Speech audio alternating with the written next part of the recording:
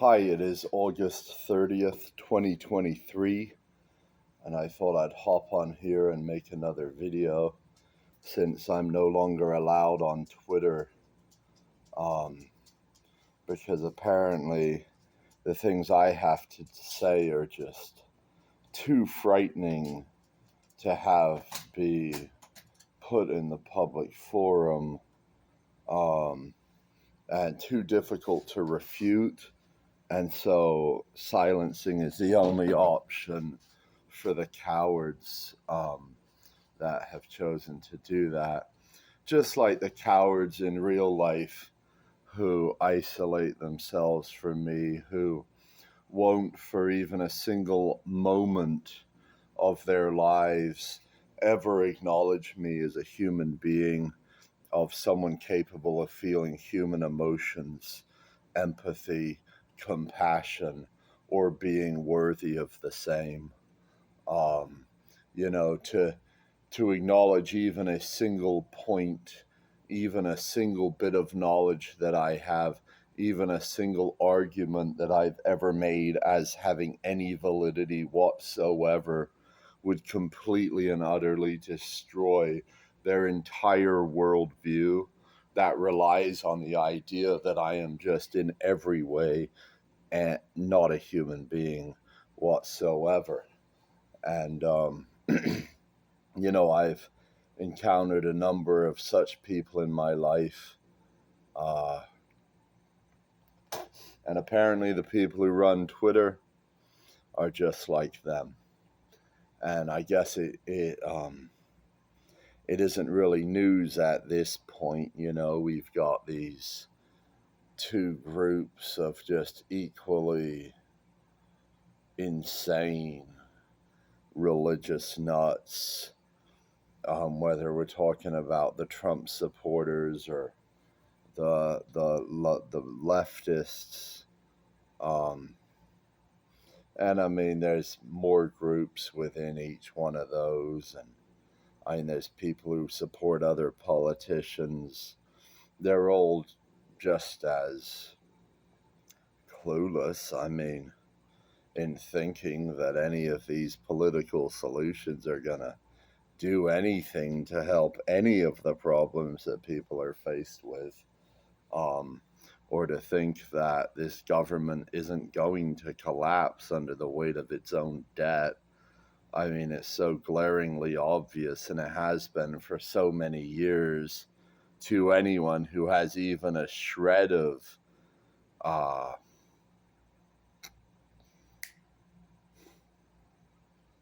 cynicism or skepticism, I guess would be the word, you know. But for the religious, you know, what they hear on TV, that is their religious truth, What Donald Trump says, if they're a Trump guy, or what the reporters on TV say, if they're a mainstream media guy, um, that's their preacher. That is their God. That is their Holy Spirit. That is their Jesus Christ. That is their Muhammad. Actually, it's greater than their Muhammad, because it's actually, Muhammad was just a messenger. This to them, this is their Allah. This is their holy um, voice, and the one that they abide to, the one that they don't question.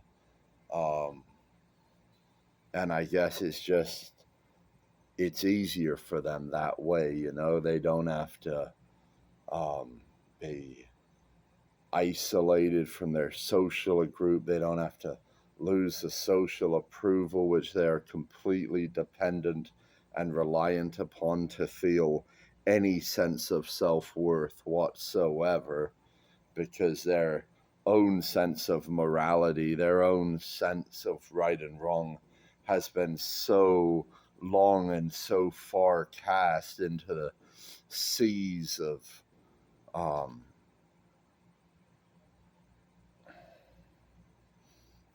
whatever, that they've just completely lost touch with it. And so the only way they're able to get any sense of self-worth is through the other people who give it to them in exchange for the validation that they offer those other people. And we see a world of people who just act like shit and just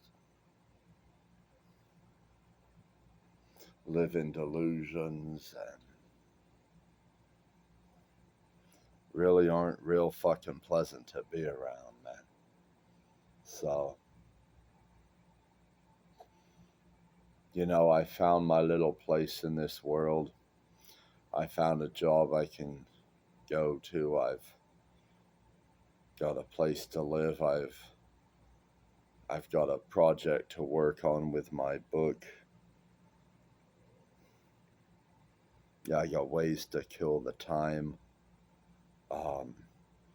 I read a book tonight, The Alchemist, famous book. It was all right. Most books I read, even supposed literary fiction, I end up making a bunch of comments in the margin like, this is inconsistent, this doesn't make sense, this is inaccurate, this is my take on this.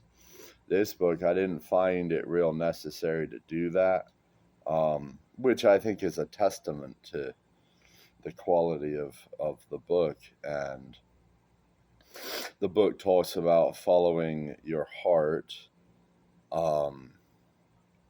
That's something that I've done for several years.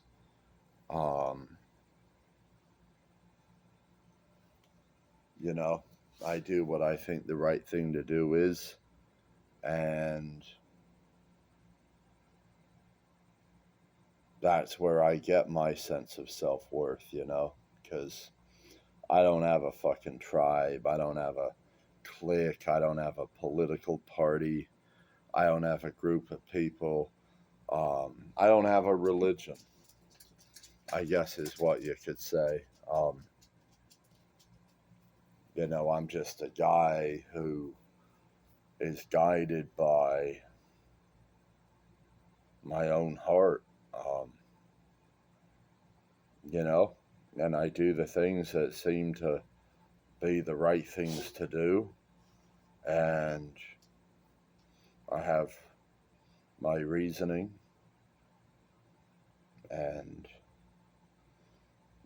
it's not that my reasoning is infallible, but it's that I adhere to it. It's that I leave myself open.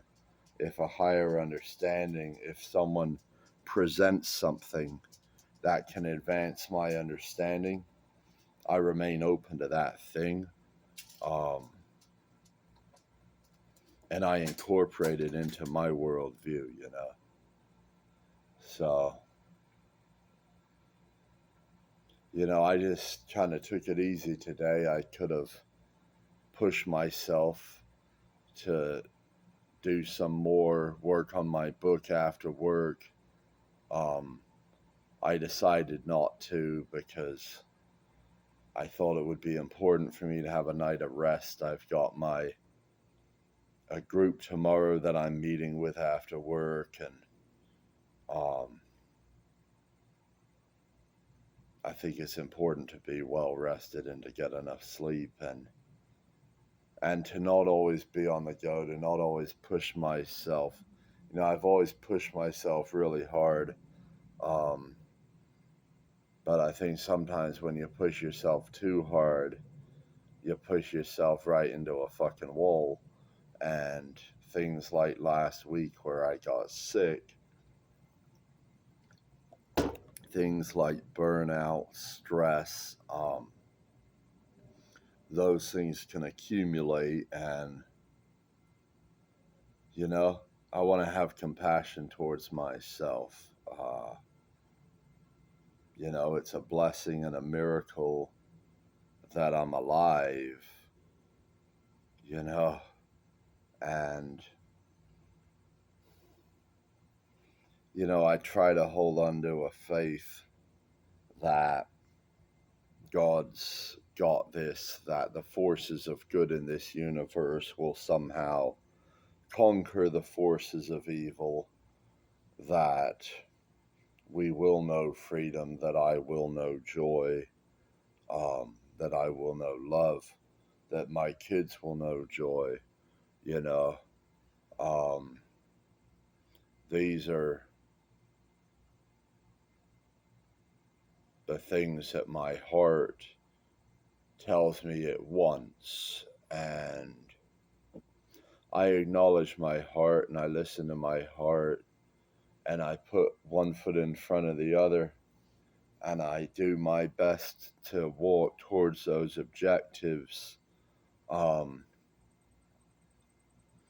while acknowledging the limit of my own power and the unfortunate reality that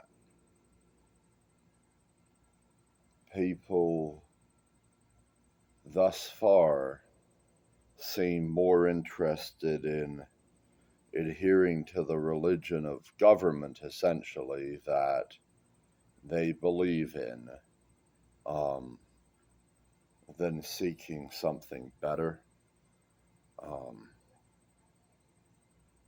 I guess things are going to have to get worse before people are inspired to change, before people are inspired to empathy, compassion, and the actual solutions rather than being driven by the fear of disapproval, um, mostly the fear of disapproval, among other fears, that keeps them compliant and obedient,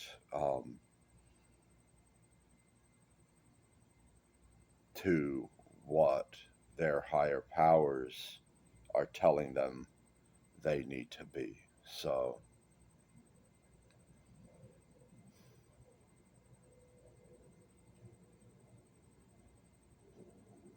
yeah, this weekend's coming up. I don't have the kids. I'm kind of a little stumped as far as figuring out how I'm going to spend this time.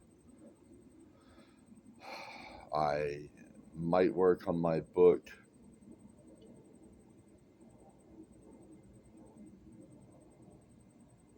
I might play some poker. But I gotta say, pretty much every time I've played poker for the last 6 months has been pretty miserable. And that includes the few times I've actually won in that time. So it doesn't seem like the best solution. But, you know, you've only got so many options in this world. You know, it's not like I have, um, some kind of social group or some kind of friends to call up and see what they're doing, you know. I've been meaning to enroll myself in a some kind of martial art with my son. And I haven't gotten around to it yet. Um, it's real hot out. There's not that much to do outside. Um, and a man can only play so much fucking Mario Kart before he just wants to do something different. So, there are books I can read.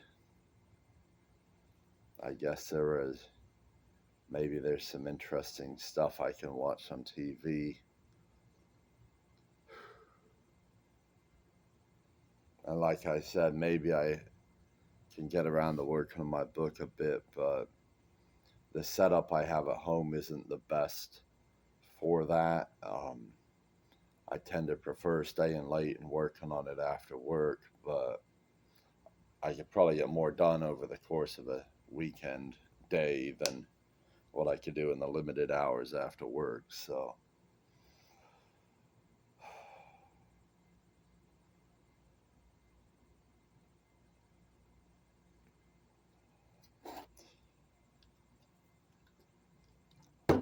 I don't think it's going to take me as long as it takes some people to write books because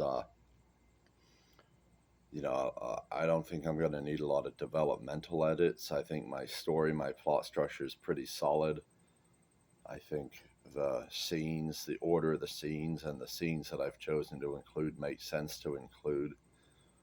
Um, I will get some feedback and may have to make some developmental edits, but I don't think it'll be a big process. I think the majority of my editing is going to be line editing and just trying to get the prose up to a